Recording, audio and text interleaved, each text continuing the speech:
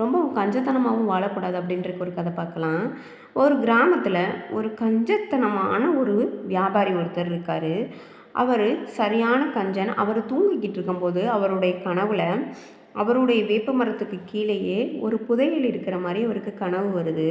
புதையலை நம்ம பகலில் போய் எடுத்தால் எல்லாருக்கும் தெரிஞ்சிரும், அதனால் நைட்டில் போய் புதையலை எடுத்துக்கலாம் அப்படின்னு யோசித்து பகல் ஃபுல்லாக போனதுக்கப்புறம் நைட்டில் வேகமாக போகிறாரு அந்த புதையல் எடுக்க. அப்போ பார்த்து அவரை பாம்பு ஒன்று கடிச்சு விட்ருது. அந்த வலி அவரால் தாங்கிக்க முடியாமல் வேகமாக அந்த விஷத்துக்கு மந்திரிக்கிறவங்கள்ட்ட ஓடுறாரு. அப்போ அவர்கிட்ட போய் கேட்கும்போது அவர் சொல்கிறாரு, பூரான் கடிக்கு 10 ரூபா, தேல் கடிக்கு 15 ரூபா, பாம்புக்கு 25 ரூபான்னு சொல்லவும் இவர் ஐயோ காசு நிறையா கொடுக்கணுமேன்னு சொல்லிட்டு, எனக்கு பூரான் தான் கடிச்சிச்சு, எல்லாத்துக்கும் ஒரு மந்திரம் தானே சொல்ல போகிறாரு அப்படின்னு சொல்ல மந்திரம் ஒர்க் அவுட் ஆகலை. அதுக்கப்புறம் தேல் கடிச்சிருச்சுன்னு சொல்கிறாரு, அப்பவும் ஒர்க் அவுட் ஆகலை.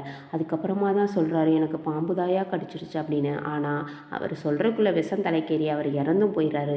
நம்மளோட உயிரை விட பணம் ரொம்ப முக்கியமாக தெரியுது போல். எந்த சூழ்நிலையிலையும் நம்ம உண்மையை பேசுகிறது தான் நம்ம லைஃபுக்கு எப்போவுமே நல்லது.